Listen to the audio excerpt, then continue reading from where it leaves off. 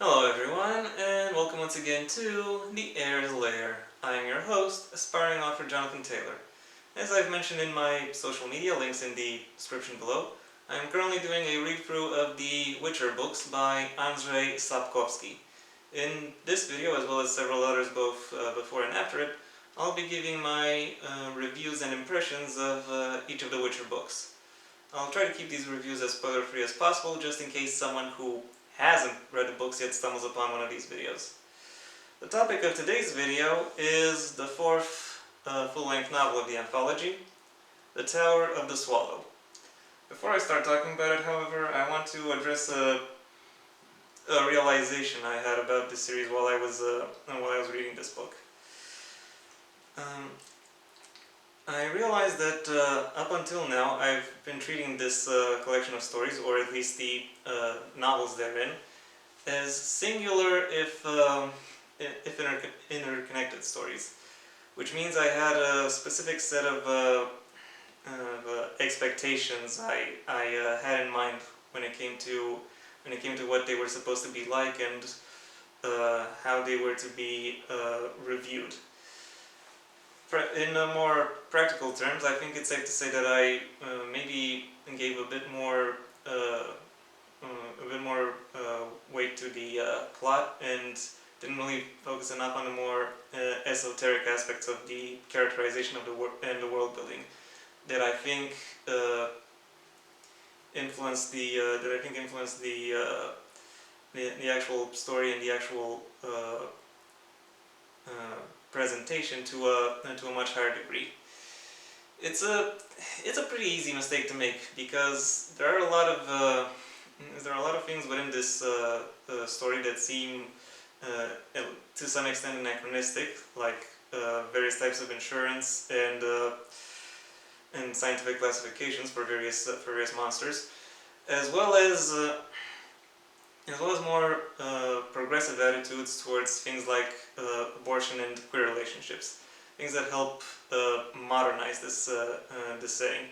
However, the storytelling is still very much medieval. It still relies on a very different set of conventions than stories we generally read. This is more a kind of story where both Dei and Diaboli, ex machina, random events that either help or hinder the characters, occur frequently and without giving the characters really much of an opportunity to prepare for these events. So they just kind of have to go with the flow and respond whenever the situation arises. In short, I was previously annoyed whenever Sapkowski was trying to go a little bit too chaotic or too melodramatically convenient, but it is now that I realize that every deviation actually reveals a potential goal for the story that I haven't really realized yet, and it took the Tower of the Swallow for me to realize that. And the Tower of the Swallow helped me realize that by throwing a bunch of very spoilerific events in my face, so for that reason I won't go too deep into what actually happens. I'll just speak about the plot in general and what I think stands out here, what makes this story particularly memorable or remarkable. First plot I'll mention is the one that receives the I'll say the least page time, namely the higher dimension of the conflict between the Northern Kingdoms and the Nilfgaardian Empire. This is the part where kings, mages, and their peers and associates form or develop alliances and rivalries. And once again, this is the part of the book where Sapkowski can show off his character and relationship building, and how these elements influence each other and give potential hints as to what might happen next. it's a very interesting read. It manages to bring up some new and impressive both characters and character details, and helps build some interesting contrast points between uh, various characters and various environments. Helps overall flesh out the world and make it more interesting. The second plot I will mention is Ciri's plot, as she moves on from being a gang member to moving on to the next stage in her personal development. This this plot takes over, pretty much has the lion's share of the page time, and it is told in a very dynamic, very almost cinematic way, through various accounts by both Ciri as well as by other characters in the setting who have been witness to the events described. And this adds a lot of flavor to the world. Meshes very well with with the previous plot, about the larger dynamic of the conflict, of the war, and it also helps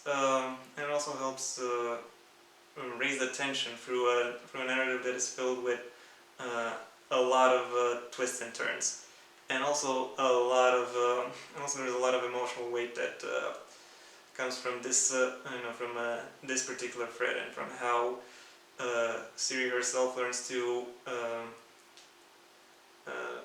what her capabilities are, and how to uh, pace herself, as it were. The third plot I will mention is Geralt, who is still on his path to rescue Ciri. However, he finds himself embroiled in events that not only hinder his particular goal, but also jeopardize them, and not just them, but also himself in many ways. And quite a bit like Ciri, he also undergoes a change over the course of this book. A change in the way he sees himself and views his role within the world. This particular development isn't over yet by the end of the novel. However, it does end in a very interesting point, in a point that makes me curious to see what will happen next with him. And that is really the general impression I'm left when looking at this entire book. My impression is enthusiastic anticipation. I want to see how Geralt changes over the course of the next book. What kind of role he becomes ready to will become ready to adopt over the course of the next book. I want to see how Ciri overcomes whatever destiny throws at her next, and I want to see Yennefer, who over the past two books, i.e. this one and Baptism of Fire, has managed to pull off some pretty impressive trick shots. I also want to see her overcoming her rivals and accomplishing her goals. And I want to see so many other characters doing so many other things. It's I'm just very excited. This book made me excited about the series again, and in a major way. And I can only hope that the next book in the series, The Lady of the Lake, will be able to deliver on these on my anticipation. As for its direct predecessor, I have to say it absolutely is a perfect slate for almost any kind of plausible conclusion that Sapkowski can now come up with, of which there are several. And I don't mean several, I mean tons. And many of which I would not have been able to predict at the end of the last book. The fact that he still manages to keep the story and the world fresh, and he is still capable of effortlessly, seamlessly introducing new aspects to the lore and to the world, and to how the audience should visualize this world. Even now, this late in the series, this late in the game, as it were, it it is astounding, and it is worthy of my admiration. For these reasons, The Tower of the Swallow gets a 5 out of 5, thereby making it the first book in this anthology to get this rating. Whether or not it is the last, well, only time will tell. For now, however, I would like to say thank you very much for your attention. If you have anything you'd like to add, the comment section awaits your input. If you enjoyed this video, then go ahead and leave a like. And if you want to see when the next video comes out, then I suggest you go ahead and subscribe. Maybe also ring the bell or do whatever else YouTube asks of you so you get notified. Until next time, I'm Jonathan Taylor, and this has been the Heir's Lair.